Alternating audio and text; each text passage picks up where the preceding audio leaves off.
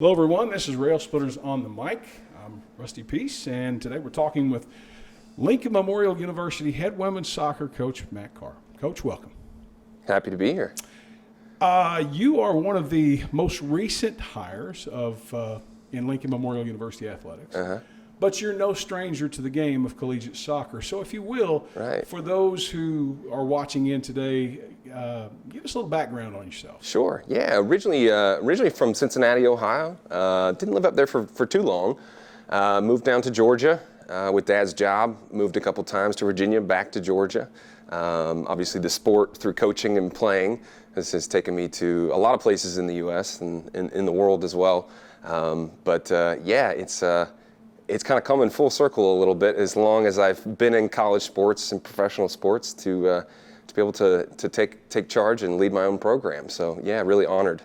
Your path to Lincoln Memorial University doesn't come without knowledge of the school. You actually competed against Lincoln Memorial as a coach over at Carson Newman, and so you kind of knew some of what you were getting into here. Yeah, absolutely. I think just the landscape of the conference, knowing which, particularly on the women's side now, knowing which programs are setting up a certain way when we're getting ready for competition and what those programs do and what they're about. The last 2 years at the previous institution were a very good sort of learning curve for the conference and what's to be ahead, in 2020-2021 season. I'll go back to your upbringing for just a minute. I find it very interesting that you said you were originally from the Cincinnati area, moved to Georgia, both areas of which are very strong in high school prep soccer, if you will, club soccer. Right. And now you're at Lincoln Memorial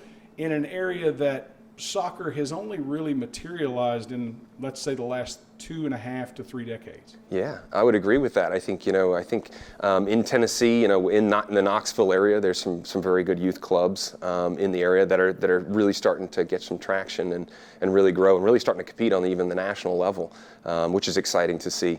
And some very good teams, as you said, again, in Ohio, originally from where I'm from.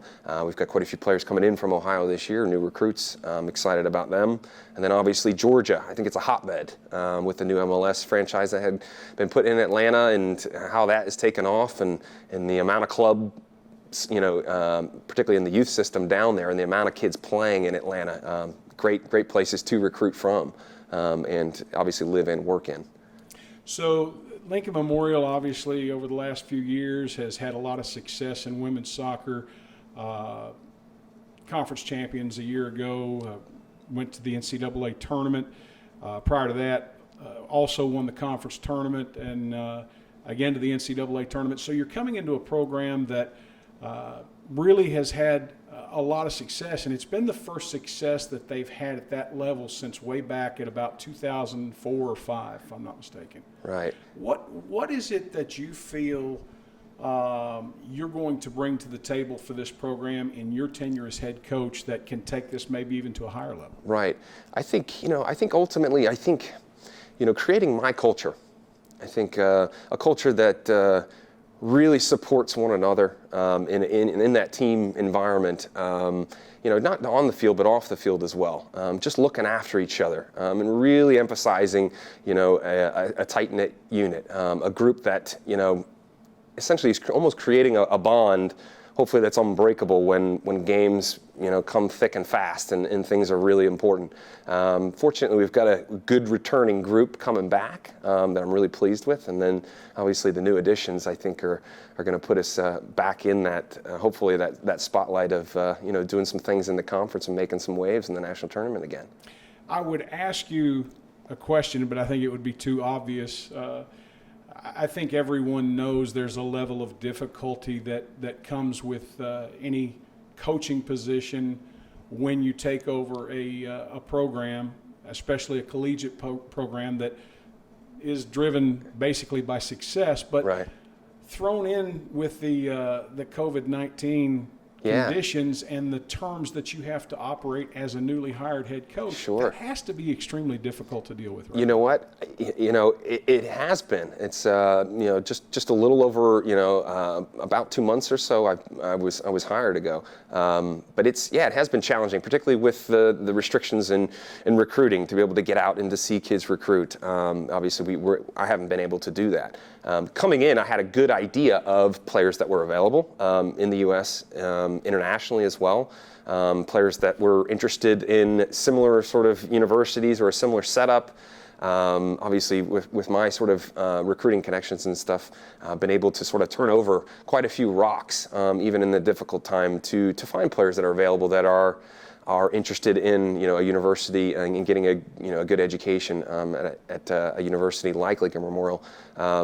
It's hiring staff as well is something I'm going through now as well. So to be able to hire a full staff in this time and with everything that's going on, it's been challenging, but I think, innovative in the sense that we've been using a lot of the technologies to stay connected, one with the team, but obviously with candidates for some of the positions that are open on staff, as well as, just staying in touch with those agents, in particular with those higher level players, that are looking for an institution and a program to play for next year. So, it's challenging, but it's been eventful and it's been good. Coming from a program like Carson Newman as an assistant coach, one that has enjoyed a great deal of success and is only a couple of years removed from competing for a national championship, looking at where LMU has been here in the last couple of years in women's soccer, do you feel any pressure coming in at this point as head coach? There's always pressure, I think, to get results. But I'm a firm believer, I think, you come in, put your stamp on it, operate, the way you want to operate, allow the kids, I think, particularly with me, with some freedoms, and then obviously being very disciplined in other areas. But developing those relationships, I think, is going to be really, really important, particularly when we come back with the new players and the new players getting to know, obviously, the returning players. But it's a good time to be at LMU. There's pressure to win games, and on those days there'll probably be more so than others. But I feel like getting the chemistry part right and the team culture, I feel like winning will come. So obviously it's going to be very important for us. We want to win in everything that we do, but we're going to do it the right way. We want to do it in a way that's respectable and with class. So as things start to heat up again, with the semester starting back up, I think a little bit of pressure, but I'm really just trying to enjoy this sort of first year as a head coach and really just kind of observe and to really see what we need and what it's going to take, I think, to do the things that we want to do on the conference stage as well as the national stage. You mentioned recruiting just a minute ago, and most recently you mentioned the returning players. There are a lot of folks throughout the country that are asking the same question, and I'm sure that those players returning or recruited are also doing the same, and they're no different than anyone else. What's the plan for fall sports right now? I mean, there's just so much still in the air. What's the feel that you're getting right now from the coaching community in the NCAA? The feel that we're getting is I think that a lot of it, I think, is pending on NCAA football, and I think that's going to spearhead a lot of what's going on in the fall. But the talk is that we're going to start up as usual. A lot of the institutions, a lot of the coaches that I'm speaking with, are their presidents and their supervisors are talking about starting the fall semester on time. I think there may be a adjustment with the scheduling. How many competitions are played, how many out of conference competitions are played, and then what they do with the national tournaments and the conference tournament as well, and how they set that up, so that it obviously falls in line with a lot of the state and federal guidelines because of the COVID-19. But we firmly expect to go back to business as usual. But things, I think, will be a little bit different. Just in, I think, it may not be as long of a season, which could put more impact on those individual games, particularly in conference. So whether we play, three games out of conference or any games out of conference, I think that's to be determined. But we've had good conversations, obviously, with the team, and they've already started their summer program. So in their mind and their mindset is that we're preparing ourselves physically and mentally for the season coming in August. So they're ready and they're excited, and I'm excited to get them all here. In addition to obviously with the newer group that we're bringing in, and as well as some newer staff. So it's going to be quite a kickoff in August. Assuming that all things happen as we hope they will, and school will resume when we expect it, the season will be as we hope, how will you utilize the next several weeks in preparation for preseason conditioning and then ultimately the opening of the season? Yeah, meeting with strength coaches, trying to set up weekly plans for our student athletes for the next 2.5 months to prepare themselves, acclimate their bodies for what they're going to go through in preseason, and then obviously within the season, usually is very condensed, from August to November. A lot of times, with the national tournament, it's just leaking into December a bit.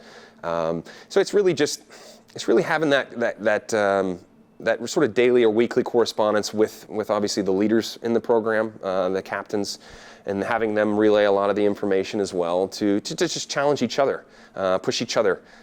Fortunately, we've got some good little programs set up that the captains have taken charge of in regards to just challenging each other with runs, weekly runs, and how far they're running, and just trying to keep things competitive, within the group. In addition to what Chris DeSantos, our full-time strength and conditioning coach, is preparing for them for inside the weight room, on the field training, whether it's ball work, strength work, fitness, as far as just overall cardio. So it's it's an important couple weeks, but just planning, a lot of planning for each individual session for each day for the fall. So there's a lot of planning that goes into what we're going to do in the the short amount of time that we have each day with each other to train and prepare for these competitions. But again, with the technology, it's very beneficial to be able to reach out and to show a lot of visual cues, not just showing them a program on paper, but being able to kind of show them, hey, these are the exercises, this is kind of how it's done, to kind of tailor it as we're not able to work with them 100% through the summer and really guide them in that sense, day to day and week to week. I'm going to kind of throw a double barrel question at you here to close things Okay. out. Fans obviously looking forward to the 2020 fall schedule. Players coming in with a new coach at the helm.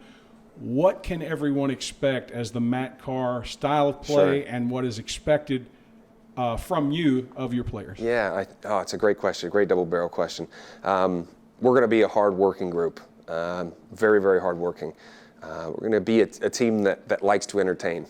We want to be an attacking group. We want to create lots of chances. We obviously want to score a lot of goals. We want to really, really push ourselves on teams, and make them really, really, really, really rise to the occasion if they want to compete with us on the day. So it's going to be, we're playing for a national championship every single game, no matter the opponent. With younger athletes, difficult to sort of create that mindset and that culture. So this first year is really going to be, setting the standard, for everyone, the returning players as well as the new ones, because I would like to raise the bar. Get into the national tournament, I think, is something we'd like to do every year. But we want to win a national championship, and then we want to continue to get ourselves into position in those national championship games where we can going forward. And I think, with the recruits that we've identified for this year, obviously for next year as well in 2021, we've got a strong group that I'm really, really happy and pleased about. So it's exciting times for sure.